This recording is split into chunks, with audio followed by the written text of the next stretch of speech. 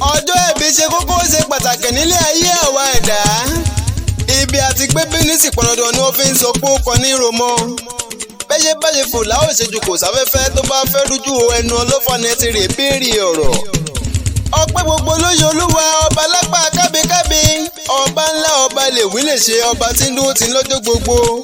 Àárín ìrún àlá o ọba mi tí ń dúró ti ní láìrò tẹ́lẹ̀. Ọpẹ́ yọ ọpẹ́ yẹ lẹ́dùnmarè ọba ògo. Ọláyínká Grace Àbíkẹ́ okú oríire okú ọjọ́ ìbí tòní o ní rámáyé o sì ní gbèkúrú jẹ lọ́wọ́ ẹbọra o ní mọ̀ṣì. Happy birthday to you kó o pẹ́ kórin kése. Ìbànújẹ́ ò ní pàgọ́ tiẹ̀ o sì ní mọ̀nira. Igúnnugún kan kì í kú léwe ìrun àkàlàmọ̀wò kọ́ wọn gbọ́dọ̀ wá ti lóṣù. Iwájú lójúkùn ń gbé àyúnbọ̀ lọ́wọ́ ń yẹnu.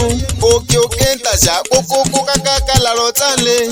Bá ààrẹ ni tó ní o má lo kádàrú òdì ọ̀run irú wọn ni kí wọ́n fara gbẹgba Àbíkẹ́.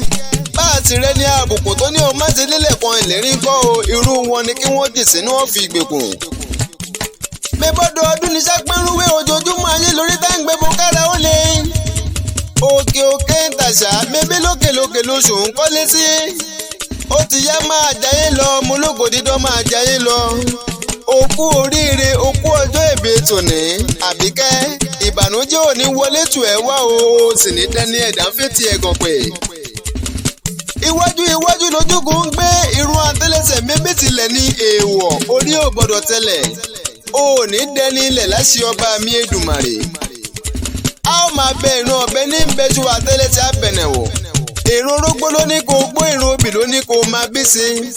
Ìrun ọ̀gẹ̀dẹ̀ sunkún àti dè ààrẹ òní ní ẹ̀tẹ̀ bí tara tọmọ o sì ní fáìsàn ló gbà.